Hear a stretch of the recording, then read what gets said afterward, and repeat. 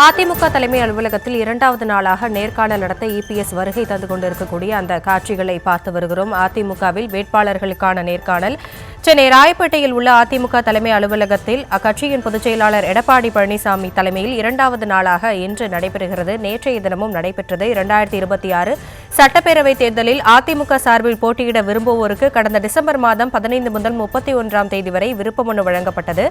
அதனைத் தொடர்ந்து நேற்றைய தினம் நேர்காணல் நடைபெற்ற நிலையில் இன்றைய தினமும் இரண்டாவது நாளாக அதிமுக பொதுச் செயலாளர் எடப்பாடி பழனிசாமி தலைமையில் நேர்காணல் நடைபெறவிருக்கிறது. அதற்காக இபிஎஸ் வருகை தந்து கொண்டிருக்கக்கூடிய அந்த காட்சியை பார்த்து வருகிறோம்.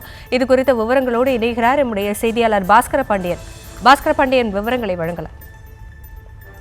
அதிமுகவில் வேட்பாளர்களுக்கான நேர்காணலானது சென்னை ராயப்பேட்டையில் இருக்கக்கூடிய கட்சியினுடைய தலைமை அலுவலகமான எம்ஜிஆர் மாளிகையில் சற்று முன்னர் தொடங்க இருக்கிறது.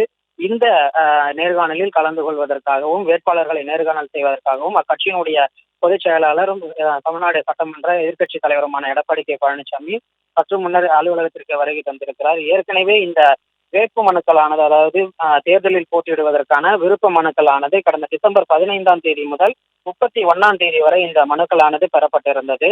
குறிப்பாக 10,175 விருப்ப மனுக்கள் பெறப்பட்டதாக அக்கட்சி தலைமை அறிவித்திருந்தது.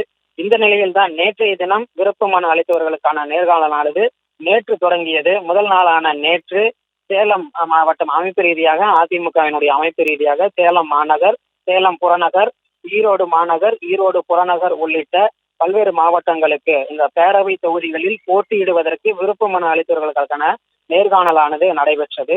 அதே போல பிற்பகலிலும் கூட நாமக்கல், திருப்பூர் மாநகர், திருப்பூர் புறநகர் உள்ளிட்ட மாவட்டங்களுக்கு நடைபெற்றிருந்த நிலையில் இன்று இரண்டாவது நாளாக இந்த விருப்ப மனு அளித்தவர்களுக்கான நேர்காணலானது நடைபெற இருக்கிறது. குறிப்பாக கன்னியாகுமரி, தஞ்சாவூர், சிவகங்கை, ராமநாதபுரம், திருநெல்வேலி, திருவாரூர், மதுரை, தேனி, புதுக்கோட்டை ஆகிய மாவட்டங்களில் உள்ள சட்டமன்ற தொகுதிகளுக்கு மாவட்ட வாரியாக இந்த நேர்காணலானது நடைபெற இருக்கிறது.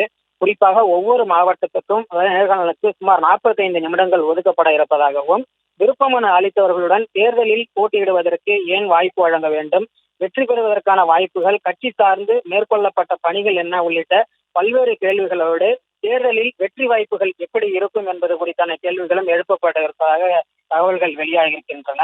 இந்த நேர்காணலில் அதிமுகவினுடைய அவைத்தலைவர் கே.பி. முனுசாமி, பொருளாளர் திண்டுக்கல் சீனிவாசன் மற்றும் அந்தந்த மாவட்ட செயலாளர்கள் உடன் இருப்பவர்கள் என தகவல்கள் வெளியாகி இருக்கின்றன.